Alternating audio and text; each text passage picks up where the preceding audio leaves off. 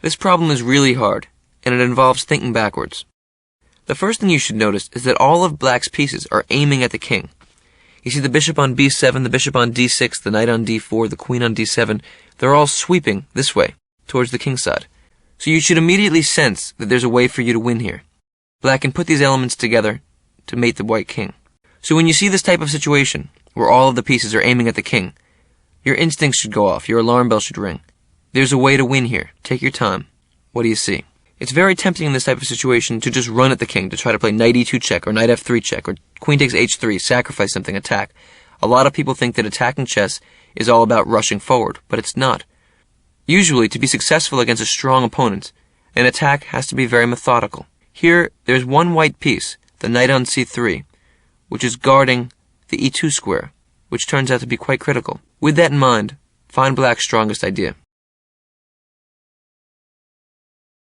Well done. The first move is a sacrifice. Rook takes c3. White plays queen takes c3. Now it's your turn. Forced mate in 2. Black to move. Very good. The idea of taking on c3 was to remove the defender of the e2 square. So black plays knight e2 check, king h1.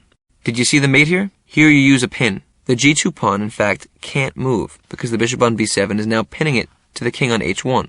So black can play queen takes h3 check, and in fact, that's not just check, it's mate. Black wins the game because of a fantastic pin.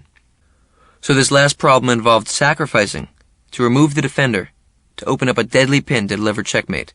That's how we combine critical ideas to win chess games. Congratulations! Now you're in possession of a tactical foundation that you can build on for the rest of your chess playing days.